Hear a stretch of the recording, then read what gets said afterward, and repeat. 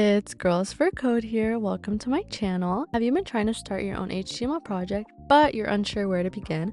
Well, that's why I'm here, to give you the girl code on how to learn HTML so you can eventually build your own website from scratch.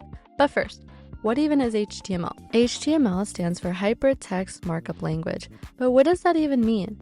Hypertext means text that links to another document or web page, so whenever you click on a link, you're interacting with hypertext. Sorry about that, wrong link. Anyway, markup language is how we structure and format content on websites. This web page was made using HTML, and we use markup language to add things like images, text, videos, etc. And by the end of this series, you'll be able to make your own website just like this, if not better. You can think of HTML as the blueprint for every web page. Learning HTML is the foundation for creating your own website. The first thing you need to know are tags.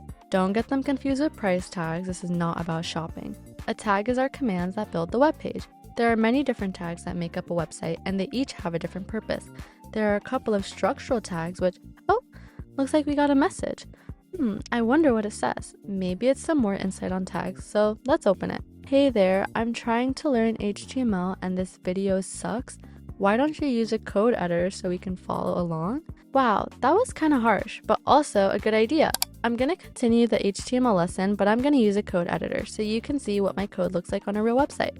There are a lot of code editors out there, but at the end of the day, they all serve the same purpose. They let you write code.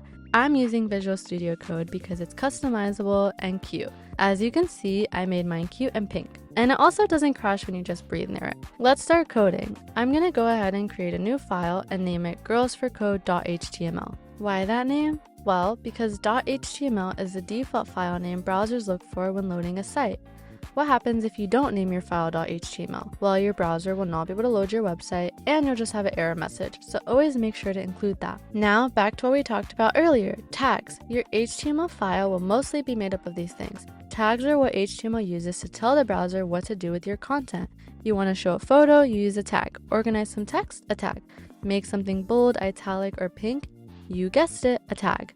Let's start simple with the P tag. It stands for paragraph and it helps separate your text into readable chunks and add space above and below the text so your website doesn't look like a cloudy mess. Now, as you can see, there are two tags here.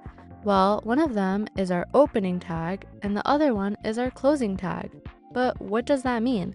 An opening tag tells the browser, hey, this is the start of an HTML element, while the closing tag marks the end. You see that little slash before the P in the second tag?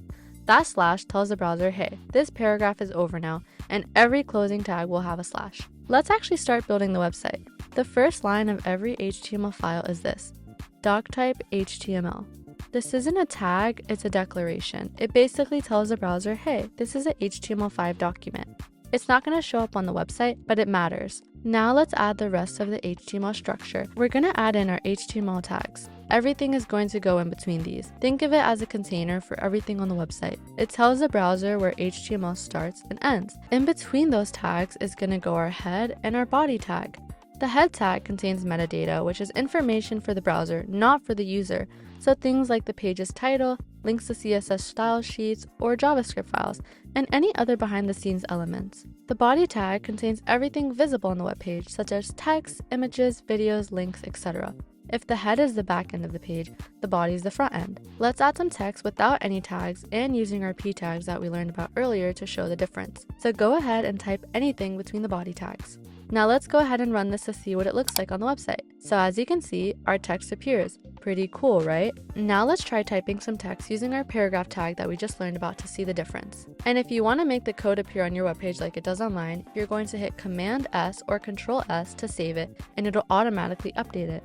As you can see, the paragraph tag automatically adds a space before and after your text. That's why it's called a paragraph. Now let's talk about header tags. There are 6 different headers and they go from largest to smallest, 1 being the largest and 6 being the smallest. Header tags help structure your content and provide hierarchy on web pages, which help you grab the user's attention. Let's play around with them so you can see the difference between all 6. To write a header tag, you will just put H and then a number 1 through 6. Again, if you want it to be bigger, you put 1, and if you want it to be smaller, you'll put a 6. So go ahead and type something in between these header tags to see what it looks like on the web page.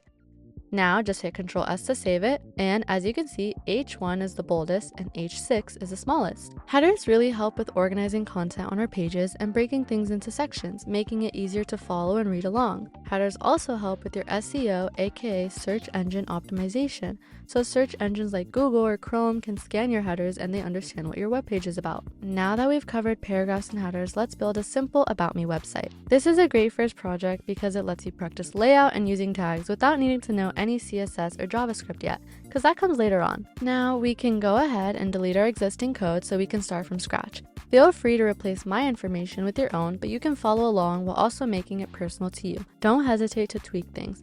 This is your website, so make it exactly how you want it. I'm keeping it simple here and just using a header to start, but at least the users can know what this website is about. But let's give the readers a little bit more context.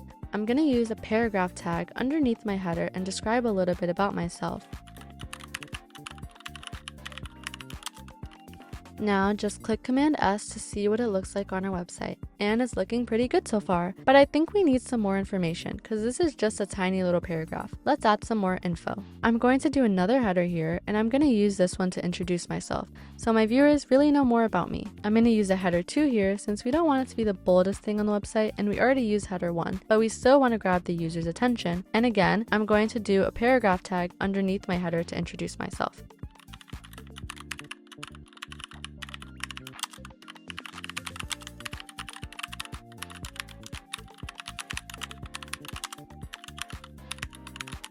This is why I love HTML, because it's so straightforward. But if you look at the code, it's feeling a little bit cluttered and repetitive. Everything is just paragraphs and headers dumped into one big chunk. So we're going to clean it up by grouping related sections with our div tag, aka division. Div doesn't change how the page looks by default, but it helps us organize or divide the code and later apply styles or scripts to specific parts. Let's go ahead and add some div tags around your code to separate certain sections. I think using div to separate my introduction here is a smart idea. See how much neater the code is looking? So later you can easily find things and you won't just be staring at the screen confused on what we're looking at. So always make sure to use your div tag. Now let's talk about styling some text. What if we want to emphasize certain words? Well, that's where the B and I tag come in. The B tag stands for bold and it makes text pop by giving it a heavier weight, perfect for highlighting keywords or just any phrases that you want to stand out. And on the other hand, the I tag, which stands for italic, slants the text slightly to the right. This is great for adding a softer tone and making something in the webpage feel very different, but very subtly. Let's go ahead and add some bold and italic tags in our code to make a few things pop out a bit more.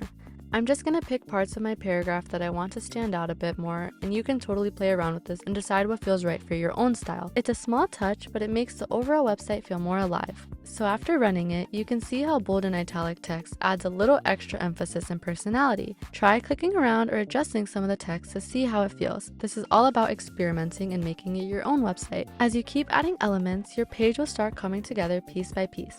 So this webpage is looking so cute so far, but some of the text is feeling a little squished together. Instead of creating new paragraphs and way too big of a gap, we can add in a line break to give it some more breathing room. That's exactly what the BR tag is for. It adds a simple space without the extra space that a paragraph tag creates. Let's go ahead and add some more information for our website, and then we can add in some BR tags to separate it. I want to include a section for my hobbies because those are big passions of mine.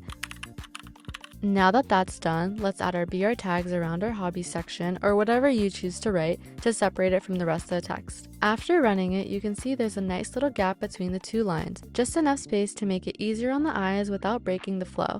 It's a small detail, but these little touches really help the overall look of your website. That's all for today. In the next video, we're going to be learning how to add images and links to your website, as well as more tags. And by the end of this series, you will have your own fully customized website. Thank you for watching, and if you like this video, please subscribe. Bye guys, and I'll see you next week.